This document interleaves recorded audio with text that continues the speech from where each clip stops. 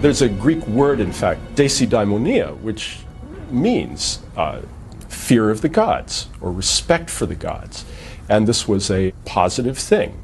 Life was felt to be fairly precarious, and you needed to do everything you could to get whatever powers ruled the world on your side to keep safe. Many of them lived one drought away from starvation, and you just didn't mess around with the world like that. One of the things I love about Greek myth is it never lets people off the hook.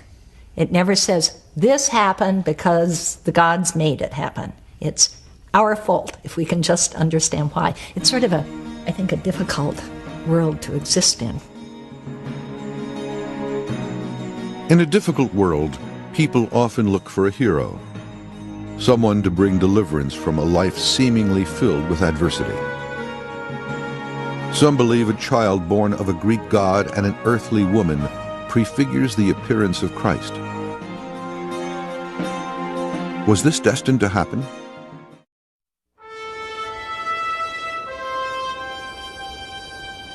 One of the most famous figures in Greek mythology may possibly have helped pave the way for a later event pivotal in human history. Heracles, better known to us as Hercules, is born because the great god Zeus lusted for a beautiful mortal woman. She, however, is a faithful wife. Zeus takes on the appearance of her husband and manages to have her. The outrage is compounded by the fact that Zeus himself is married to one of his sisters, Hera. The notion that the gods are not always ethical, not always honest, is also one that makes sense when you think about it. And the Greeks seem to have been comfortable with it for many centuries. It makes sense because if the gods are humans, but better off somehow, more strong, more powerful, immortal, they never have to take the consequences of anything they do, whereas humans do. The burden of acting ethically, of thinking about consequences, falls on human beings, not on gods. Hera is unable to vent her anger upon Zeus, in a move entirely characteristic of a Greek god. She turns her wrath on the child born from her husband's infidelity. Heracles is perhaps the most famous Greek hero, a figure particularly important in Greek mythology. Even in his infancy, Heracles is endowed with extraordinary strength. Hera sends deadly serpents to his cradle, and Heracles strangles them both. Many of the Greek heroes did in fact have one divine parent and one mortal parent. More generally, a hero was a man of more than normal strength, who was somehow marked out for a life of achievement, but also a life of enormous difficulty. They were very difficult to integrate into society precisely because of their great capacities. The vengeful Hera continues to pursue her husband's illegitimate son throughout his life, periodically driving him into fits of anger and madness. Deeply regretting the murders and other crimes he commits during these fits, Heracles undertakes great tasks of repentance, often the killing of tyrants and monsters. At the end of his life, Heracles is granted immortality and taken by his father Zeus to live with him on Mount Olympus.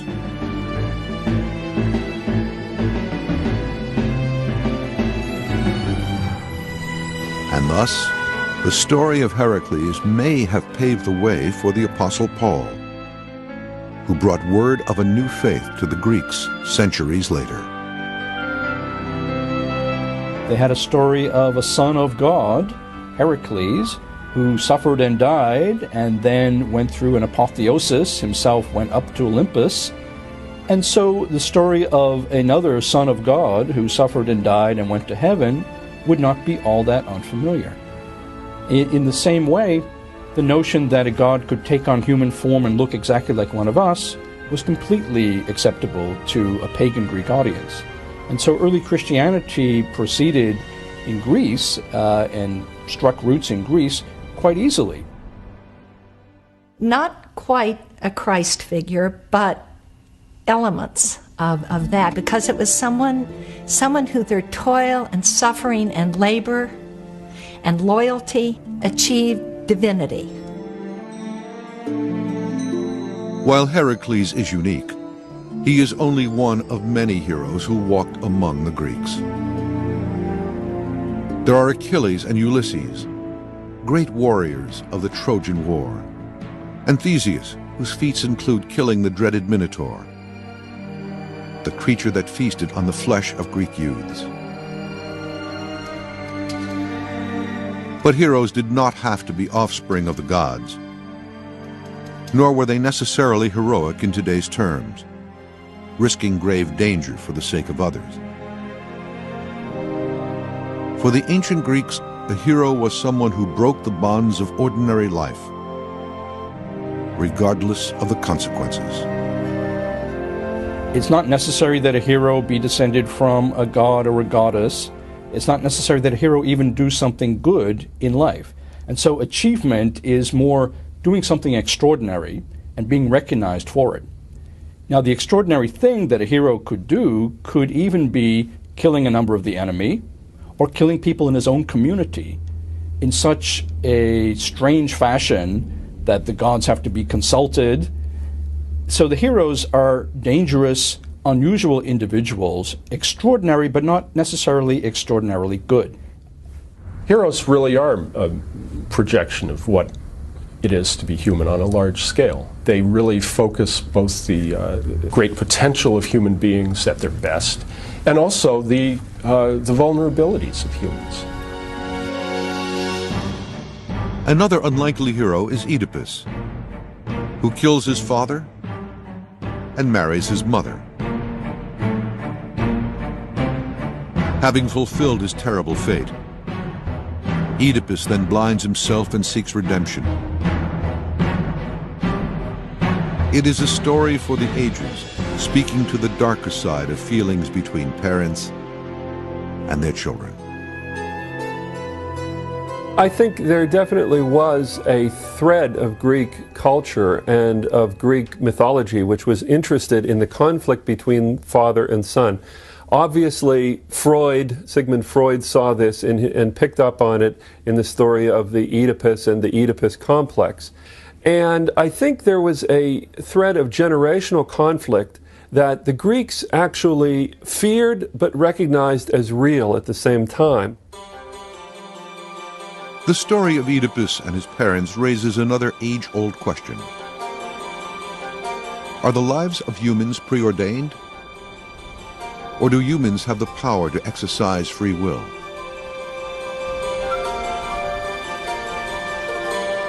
Oedipus is someone who, for no reason ever given, has this fate that he will kill his father and marry his mother. When Oedipus has realized that he is not the son of the king of Corinth, as he thought he was, he says, I count myself the child of chance. And by chance, he means something very random. There is no plan. By the end of the play, it's turned out that everything he has ever done has fit into a plan. And that if he is the child of chance, it's chance in the sense that closely allied to fate. He, Oedipus, the man, made choices. When he learned he was going to kill his father and marry his mother, he fled his home, not knowing he was adopted. And of course meets his father on the road and kills him and arrives in the city and marries his mother. He chose to leave his home. He did a terrible thing, but he didn't do it trying to do evil. And fate didn't make him do it. The question of a person's fate versus the role of free will was of such importance to the ancient Greeks that they personified fate in the form of 3 goddesses.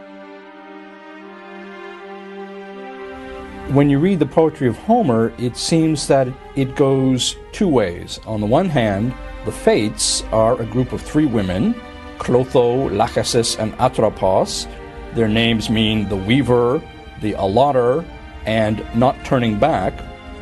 And they weave a thread for each person's life when that person is born and determine when that person's life is going to end. On the other hand, we see in Homer's poetry that fate is a power above the gods. The gods bow to fate in several instances. You can look at the story of Oedipus and talk about fate. Was he fated to kill his father and marry his mother? Yes. What does that mean? Does that mean he didn't have any free will? No, it doesn't mean that. It means that's what was going to happen. The Greeks had a complicated view of how the world worked.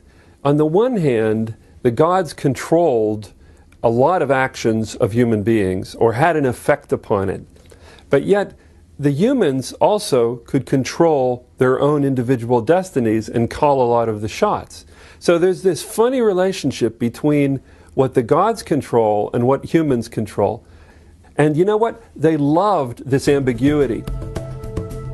And so the ancient Greeks came to terms with the fact that there were no guarantees in life.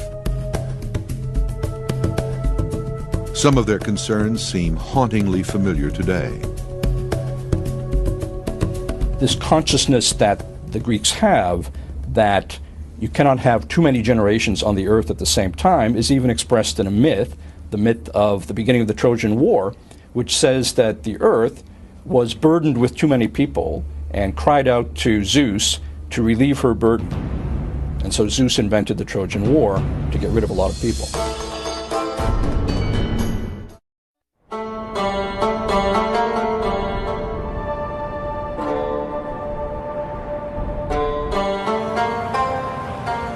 The stories of the gods and goddesses of ancient Greece are eternal. They still speak to us today.